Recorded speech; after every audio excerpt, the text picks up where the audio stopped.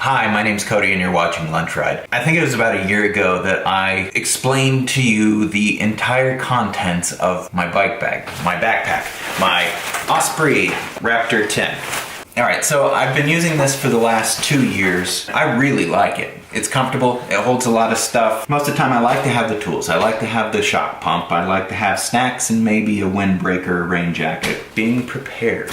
Right? Then there's other times where this just feels like overkill. Just going out for a short ride. I know it's going to be a short ride and it's going to be in town. I'm not going to plan an epic adventure. So I thought I'd switch it up and try the smaller Osprey Seral hip bag. So let's take a look at it. What it has, first of all, 1.5 liter bladder, long hose. So that's what the bladder looks like filled up. I'm gonna fold that over, put this on. There. With the hydration bladder filled up, put back in there, put back into place. Let's see how much room that takes up. Doesn't take up a whole lot of room. There's still plenty of room for GoPro, some snacks, and then there's another pocket. It says tool organizer, but it doesn't really look like a tool organizer. Nothing, I mean, it's a pouch and another one of those waterproofy, kind of plasticky looking pouches to like protect sunglasses or whatever. A little hook for your keys. And 2 side pockets for snacks. One of the things I always wondered about hip bags is without the arm straps, is it gonna like shift around a whole lot? They say that with the compression straps on the side here and that the way that the hip belt is actually nice and wide and ventilated too, that it stays put. So I'm gonna put a couple GoPros in here and take the, watch this. I still want to carry tools around because even if I don't have a mechanical problem, there's a lot of times where I've met other people on the trail having mechanical problems. This is what we do. We become good Samaritans. Put that in there. What else is in here that I might need? Lunch Ride stickers, some snacks. So we'll go with that. So evidently, you can whip this around your belly. Whip it around your belly. Magnetic clamp it over there. I don't know if that's gonna stick.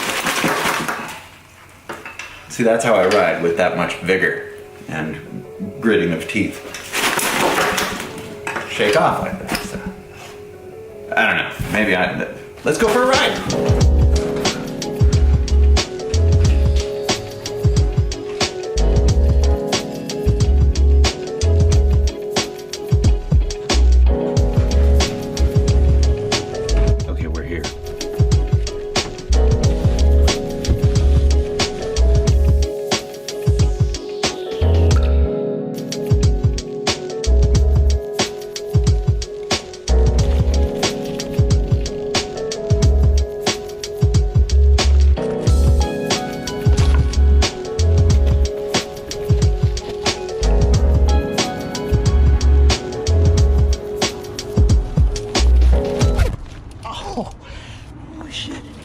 Knuckle dusted that fucking tree.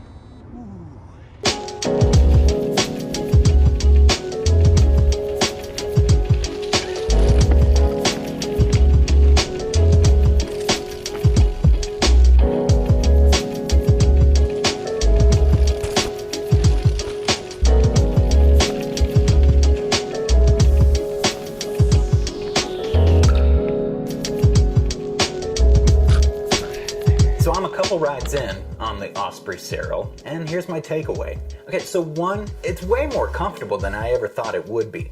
On my first ride, I thought it would be bouncing around a lot, so I actually tightened it down probably too much, and I didn't like it. But as the ride progressed, I kept loosening the tension on the belt straps. By the end of the ride, I barely even noticed it was there. And now I feel I've got the fit dialed in and it's really comfortable. And I feel that I was right, that this magnetic clasp really wasn't strong enough. It did bounce off a couple times. What I did is copied my friend Nicole and got one of these corporate world security badge attachment thingies. Clip that to here, and then there's little gear loop attachment points, and just click that into there, and now it retracts to where it should be, or at least close anyways, not dangling down by my feet.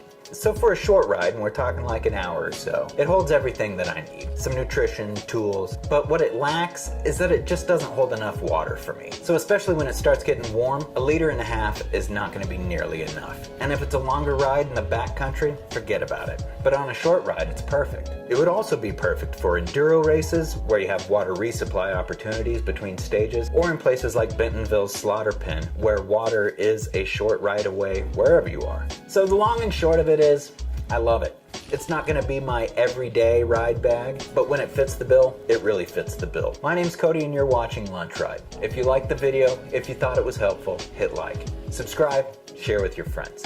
Until next time.